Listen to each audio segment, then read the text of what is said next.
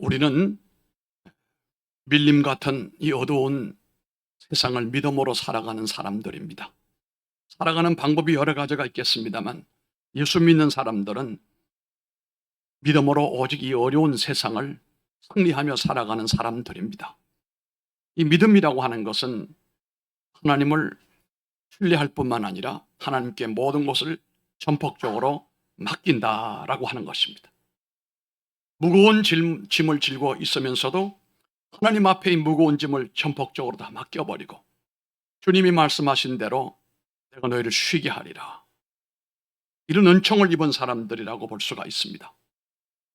하나님께서는 모든 것을 맡기고 사는 사람들을 환영하시고 그들을 복되게 하실 뿐만 아니라 굳세게 세워주시고 악한 사람들을 이기게 하시고 마음을 인도하여 그리스도에게로 이끌어서 그 힘을 날마다 더하여 얻게 만들어 주시는 것입니다. 그래서 기도할 마음이 생기게 하시고 하나님께로 나가고 싶은 마음, 하나님께 예배하고 싶은 마음을 만들어 주시고 또한 복음을 전할 수 있도록, 선교할 수 있도록 전도할 마음을 불러일으켜 주십니다. 뿐만 아니라 주님을 위하여, 교회를 위하여, 성도들을 위하여 봉사하고 싶은 마음을 불러일으켜 주시는 것입니다. 하나님께 맡기는 사람은 한마디로 말하여 한번 따라합시다. 믿음의 사람, 믿음의 사람입니다. 그러면 믿음이 큰 사람은 어떤 것인가? 아주 쉬운 일에서부터 아주 큰 시험까지, 아주 쉬운 일에서부터 어려운 큰 시험까지를 다 맡겨 완전히 하나님께 전폭적으로 맡기는 사람이 한마디로 말하면 큰 믿음의 사람이다, 이렇게 말할 수 있습니다. 마태복음 15장 21절에 보게 되면 예수님께서 지금의 레바논 땅입니다마는 시돈 쪽으로 복음을 전하러 가셨습니다. 그때 거기서 누구를 만납니까? 귀신 들려 고통을 당하는 딸아이를 데리고 있는 부모를 만나요. 이 딸아이의 이 귀신 들려 고통당하는 이 모습에서 그 어머니가 예수님께 나와서 간청을 합니다. 딸아이를 고쳐주시기를 원합니다. 이 여인에게는 이 귀신 들린 딸로 인하여 당하는 모든 고통이 얼마나 큰지 알 수가 없습니다. 마음의 짐이 이만저만이 아닙니다. 참 어려운 문제였습니다. 그렇지만 이런 엄청난 문제를 예수님께 나와서 전적으로 맡겨버리고 주님으로부터 고쳐주시기를 간청하는 모습을 보는데요, 이때 주님이 뭐라고 말씀하시냐면 고치고 안 고치고는 두 번째 문제예요. 한번 따라해 보실까요? 딸아, 내 믿음이 크도다, 이렇게 말씀한단 말이에요. 내 믿음이 크도다라고 칭찬하셨는데 그 큰 믿음은 뭡니까? 귀신 들린 딸의 문제마저도 하나님께 전체적으로 맡겨버리고 신뢰한단 말입니다. 예수님께서 귀신 들려 고통당하는 딸의 고통을 해결해 주셨어요. 제가 알고 있는 어떤 믿음의 성도는 아들이 참 똑똑하고 공부를 잘했습니다. 좋은 대학을 졸업하고 난 다음에 미국에 전액 장학금을 받아서 완전 스칼라십으로 미국에 유학을 갔습니다. 가서도 학교 적응을 잘 했는데 이제 대학원 과정 2년을 다니는 가운데 좋지 않은 일이 생겼습니다. 교통사고가 났는데 끝내 살지 못하고 죽었습니다. 그러니 한국에 있는 이 아이의 부모가 얼마나 낙담되고 얼마나 고통스러웠겠습니까? 사람은 다 똑같습니다. 어려운 일 당하면 고통스럽고 괴롭고 좋은 일 당하면 기쁘고 즐겁고, 그런데 우리가 이런 어려움 가운데 있을지라도 이것은 어찌 보면 세상 환경의 영향을 받는 것이거든요. 이 어머니, 이 아버지는 이 아이의 죽음을 다 정리하고 난 다음에 그 어떤 슬럼프, 어두운 고통에서부터 벗어나서 목사님께 찾아가 이렇게 상담을 했습니다. 목사님, 이제 모든 고통에서 우리 벗어났습니다. 우리 아들은 천국에 갔고 이제 우리는 이 아이를 더 이상 돌보지 않아도 천국에서 잘 지내고 있으니까 천국에서 만나면 된다고 우리 부부가 이렇게 마음을 모았습니다. 이 아이를 위해서 장래에 모아둔 돈이 있는데 이 돈을 제가 하나님께 드려서 우리 교회 교육관을 건축을 해서 많은 젊은이들을 교육할 수 있는 장이 되면 참 좋겠습니다. 물론 그 돈으로 교육관 전부는 짓지는 못했지만 이것이 시디머니가 돼서 종잣돈이 돼서 결국은 교육관을 세웠어요. 이 부모는 아들은 천국에 갔지만 교육관을 바라볼 때마다 우리 아들의 이름으로 이 교육관이 세워졌다. 도리어 감사가 된 거예요. 그렇게 믿었던 아들마저도 세상을 떠났는데 이것을 믿음으로 받아들이고 해석을 할 수 있고 이것을 도리어 더 좋은 쪽으로 성화시킬 수 있는 이 믿음이 큰 믿음 아니겠습니까? 여러분, 일전에 우리 공개톡에다가 제가 글을 올리기도 했습니다만은 강남에서 목회하는 제 친구 목사님의 사연이에요. 권사님 가정이 사업을 하나 시작을 했는데 시작할 때도 목사님 사업을 시작합니다. 오셔서 기도해 주시길 바랍니다. 개업 예배죠. 개업 예배 갔습니다. 갔더니 정성으로 준비해 놓고 이제 시작하는 첫 시간에 하나님 앞에 제단을 쌓고 예배를 드립니다. 그리고 하나님 앞에 귀한 예물도 드렸습니다. 근데 문제는 한참 시간에, 제가 알기는 한 10년 정도 지난 것 같습니다. 연락이 왔습니다. 그동안에 이분은 이 기업을 운영하면서 선교한 일에도 최선을 다하고 해마다 가는 단기 선교에도 동참할 뿐만 아니라 헌금을 협력을 하고 선한 역할을 많이 했습니다. 그런데 이렇게 얘기합니다. 목사님, 이제 하나님께서 우리 사업을 문을 닫아야 할 것 같은 마음이 듭니다. 하나님이 그렇게 아마도 원하시는 것 같습니다. 또 다른 일이 있을는지 모르겠습니다만 이제 여기서 이제 문을 닫고자 합니다. 그러니 오셔서 폐업 예배 드려주시길 바랍니다. 그런데 정확한 표현은 폐업 감사 예배예요. 이 목사님이 상당히 당황한 거예요. 세상적으로 말하면 망해가지고 문을 닫는데 뭔 감사 예배를 드려요. 그냥 끝내면 되지. 근데 이분은 그게 아니에요. 시작하신 분도 하나님이시고 마무리하신 분도 하나님이시고 이걸로 끝나는 문제가 아니고 또 다른 일도 일어날 테니까 이제 마무리하는 단계에서 하나님 앞에 폐업 감사하는 것이 마땅하지 않느냐. 그래서 예배를 인도하러 가는데 보나마는 분위기가 무거웠겠지요. 그런 예상을 했는데 가보니 전혀 그런 분위기가 아니에요. 아주 밝은 기분이고 은혜로운 기분이에요. 하나님 시작하신 분도 하나님이시고 이제 마무리하시게 하신 분도 하나님이십니다. 영광을 받으시길 바랍니다. 폐업 감사 예배를 드렸어요. 그리고 하나님 앞에 보니까 상당한 양의 예물을 드렸어요. 감사합니다. 여러분, 이것은 어찌 보면은 새로운 역사를 위한 새로운 씨를 심는 것 아니겠습니까? 하나님께 전적으로 맡긴다라고 하는 것은 내 책임 아닙니다. 나는 모르겠습니다. 하나님 알아서 하십시오. 이런 의미가 아닙니다. 하나님의 그 주권을 인정하면서 하나님의 역사는 연속적으로 계속되어져 가는데 더 나은 하나님의 역사를 기대하면서 하나님께 모든 것을 맡기고 감사하는 믿음, 이 믿음이 큰 믿음 아니겠습니까? 참으로 큰 믿음이 아닐 수가 없습니다. 참 우리 성도들이 믿음이 생겨나기를 간절히 원하고 있고 큰 믿음이 우리 안에 역사되기를 원하는데 믿음이 생기게 되면 사람들은 환경의 지배를 적게 받게 되고 하나님의 은혜의 지배를 받게 된다는 겁니다. 사람은 환경의 영향을 완전히 저버릴 수 없어요. 발을 땅에 딛고 사는 사람은 이 환경의 영향을 받게 됩니다만은 그러나 믿음으로 사는 사람은 이런 환경에 매이지는 않는다는 겁니다. 그래서 이런 믿음의 사람은 사람의 관심과 시선이 중요한 것이 아닙니다. 그 시선이 이 땅에서부터 저 높은 곳을 향하여 서서히 그 높은 곳으로 시선이 옮겨가는 법입니다. 믿음이 자라면 자랄수록 그의 눈은 하나님께로 향하여 높은 곳을 향하여 올라간다는 것입니다. 그래서 생각하는 것이 고상해요. 왜요? 높은 곳을 바라보는 사람이니까. 하나님 마음을 기쁘게 하려고 하는 그런 의지가 자꾸 생겨나게 되는 겁니다.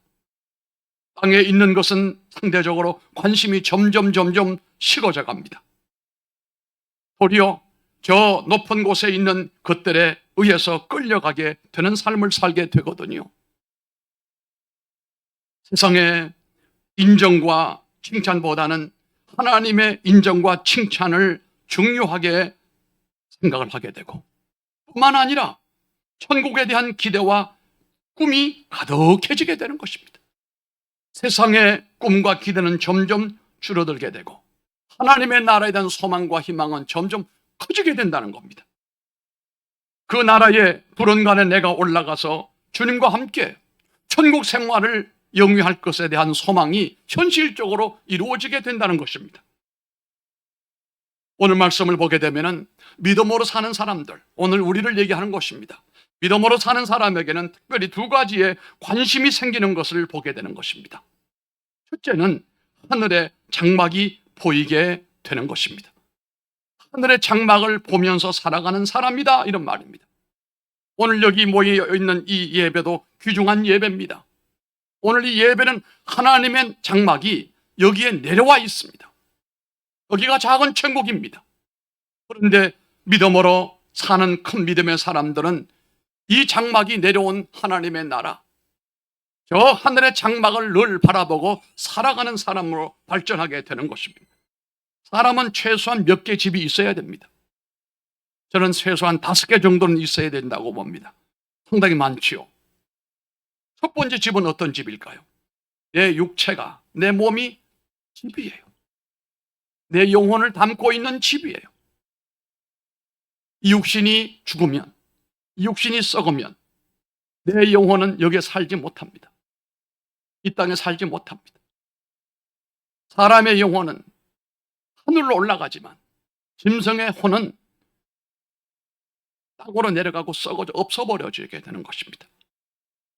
요즘 애완견 지위가 점점 향상되고 있습니다. 한번 지나가다 보니까 눈을 자꾸 이렇게 확인을 해봤어요. 장내차 같은 차가 지나가는데 큰 차는 아니에요.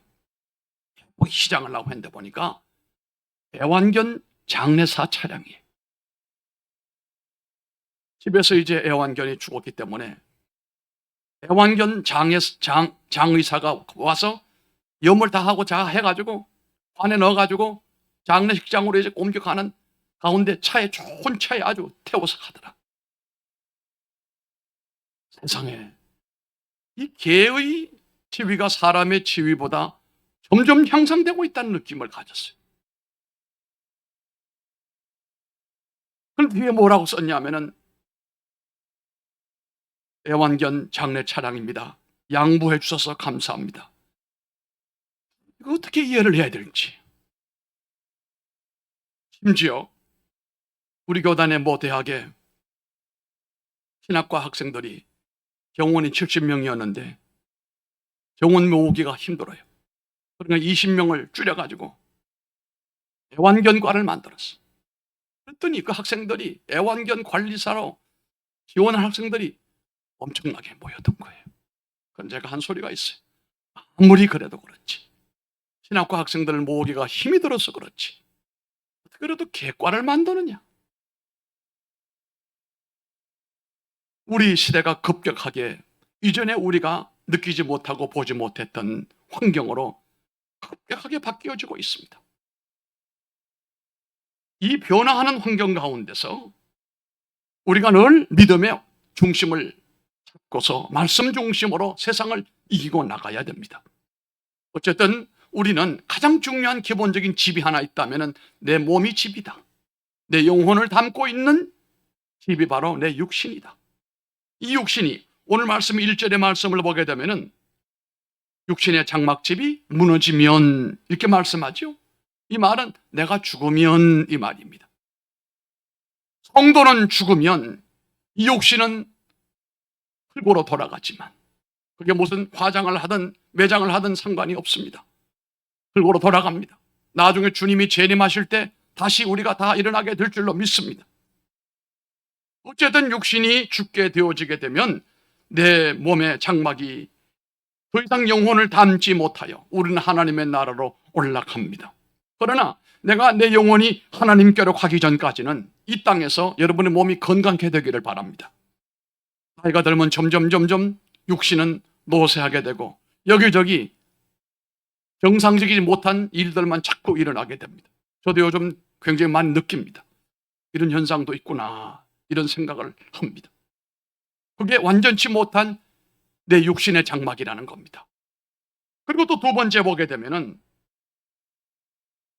이 육신의 피곤과 또 육신의 이 모든 것을 위하여 머물 수 있는 육신의 집이 있습니다. 우리가 말하는 하우스라고 하는 집이 있습니다.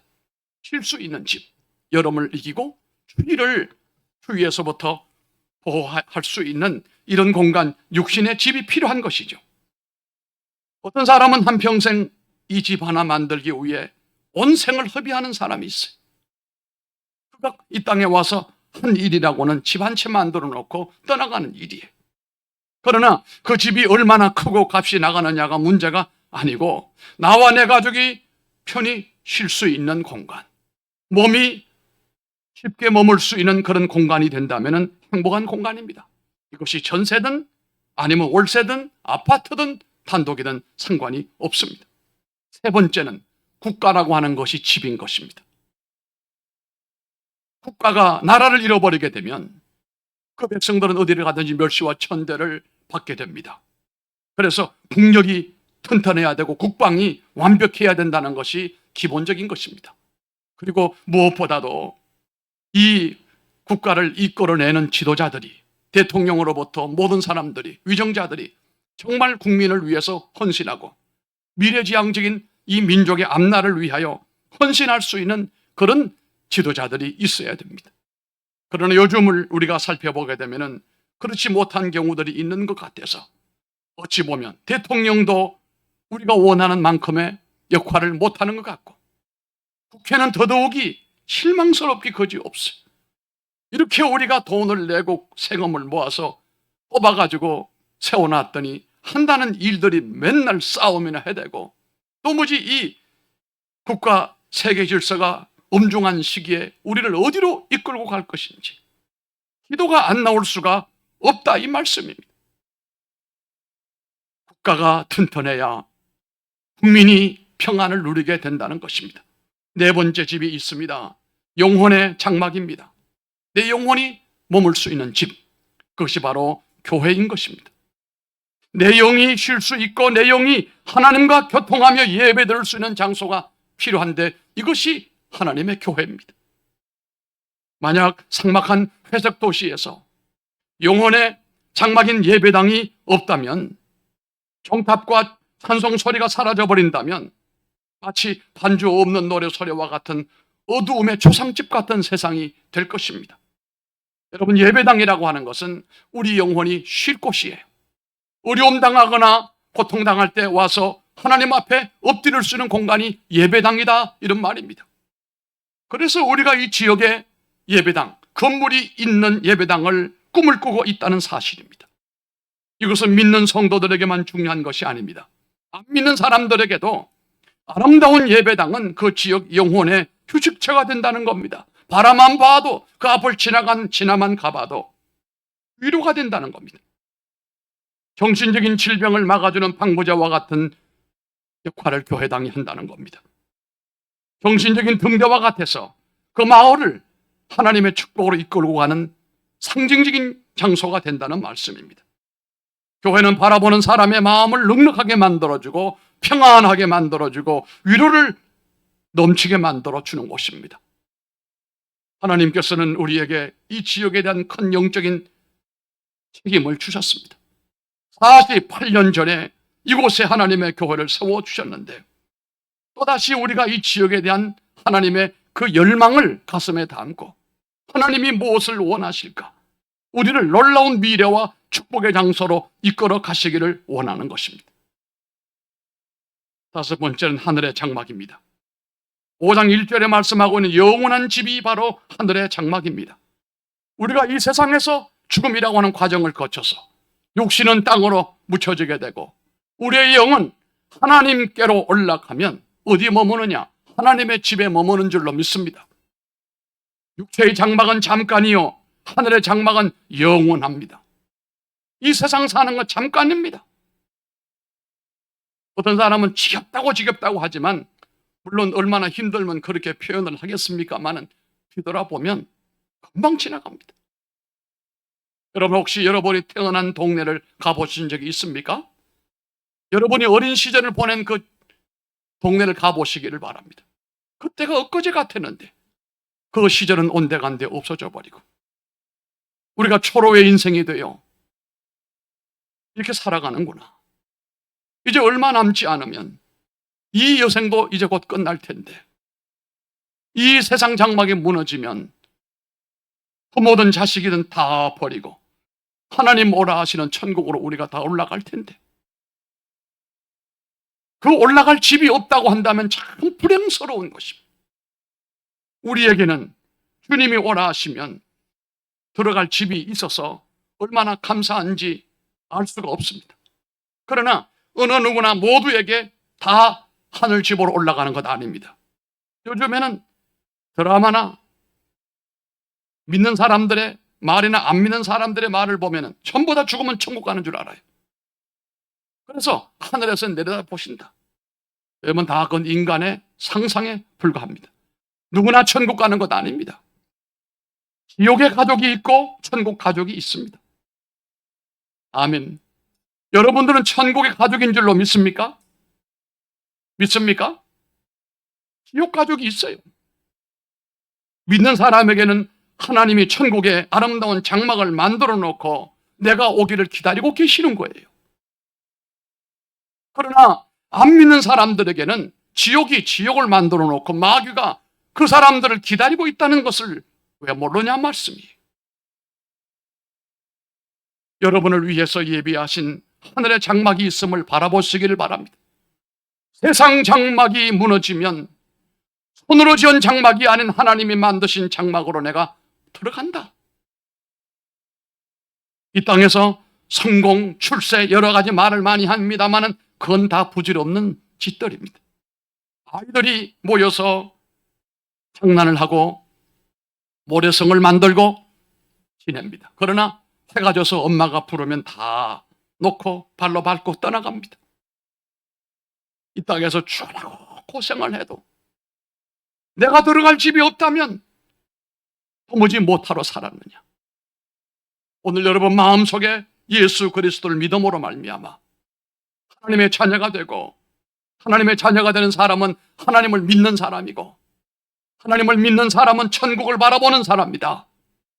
그날이 오면 그 하늘문이 열리고 내가 그 문으로 들어가게 될 날이 올 것이다라고는 확신으로 살면 불안한 것도 한스러운 것도 별로 없어요. 그러므로 두 번째는 천국을 덧입기를 소망하시기를 바랍니다. 이 말씀은 나그네의 고된 삶을 살아가는 성도들이 이 땅에서 탄식하며 천국을 바라보면서 그리워하고 동경하는, 갈망하는 삶을 산다라고도 볼 수가 있지만, 또 하나는 죽어 천국 가는 것은 마땅한 일이고, 살아서 육신을 옷 입고 살아가는 것처럼 이 땅에 살면서도 천국을 마치 옷을 입는 것처럼 살아가라 이 말입니다. 다시 말하면 이 세상에서 천국을 경험을 하라, 이 세상에서 하나님의 나라를 체험을 하라, 이런 말씀입니다.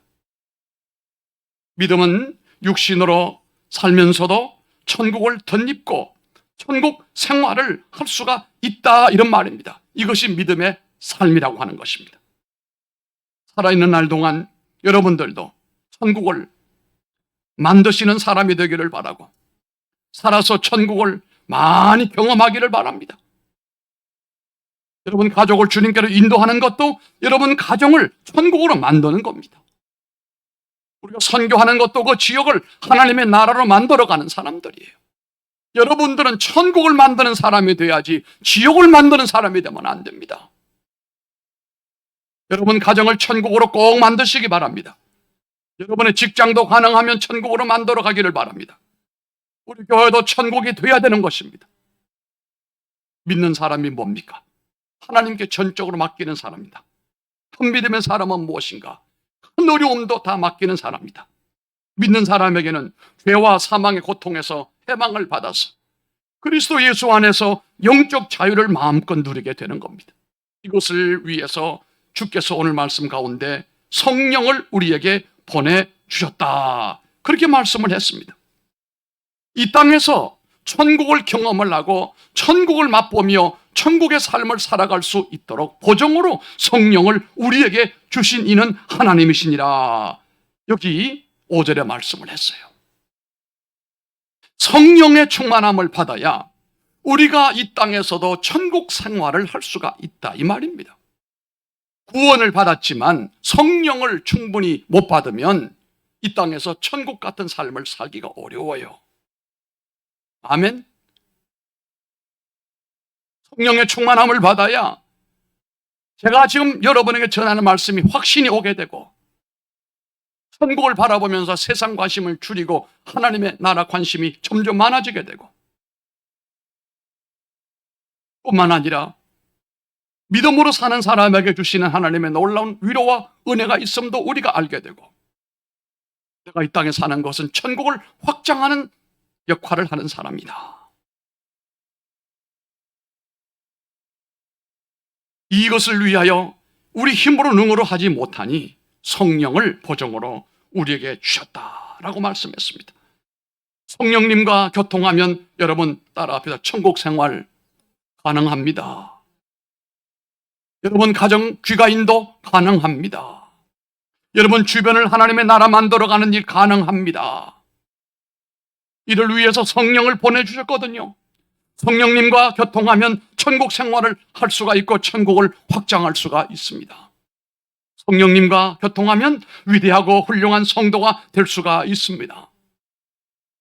성령님과 교통하게 되면 자녀들을 믿음의 길로 잘 인도할 수도 있다, 이 말씀입니다. 반대로 성령을 소멸하면 하나님과 동행할 수가 없습니다. 성령을 소멸하게 되면 하나님의 나라 확장을 못합니다. 거추장스러운 사람이 됩니다. 하나님의 나라의 확장 사업에, 천국 개발 사업에 내가 아름답게 헌신될 수 있으려면 성령의 충만함을 받으시기를 바랍니다. 힘이 없어 피하는 것 아닙니다. 성령의 감동을 받지 못해서라고 그랬어요. 오늘 새벽 일찍에 제가 페이스북에 글 하나를 올렸습니다. 왜 우리가 성령을 받아야 되는가? 많은 믿음의 성도들이 왜 성령이라고 외쳤던가? 사람 힘으로는 한계가 있기 때문에 하나님의 능력과 하나님의 파워가 임해야 연약한 내가, 많은 약점이 있는 내가 하나님 앞에 이런 천국 확장 사업에 쓰임받을 수가 있다라고 하는 것입니다. 내 몸에 천국을 옷 입듯 하시기를 바랍니다. 이것이 바로 성령 받은 사람이에요. 천국을 옷 입은 사람은 영적 싸움에서도 이깁니다. 마귀의 어떤 공격에도 우리가 물리칠 수 있는 능력이 생기는 것입니다. 어떤 상황 가운데도 아예 낙심하지 않습니다.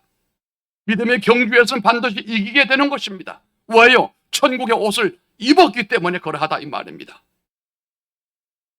세상의 유형을 쫓지 말고 향락을 흉내내지 말고 믿음으로 사시기를 바랍니다. 성령의 충만함을 받으시기를 바랍니다. 예수 그리스도를 믿는 믿음 안에서 하나님께 모든 것을 맡기고 하늘의 이 소망을 든든히 붙들고 요동하지 말기를 바라고 끝내 승리하여 주 앞에 영광 돌리는 믿음의 성도들이 다 되시기를 주님 이름으로 축복합니다. 기도하겠습니다.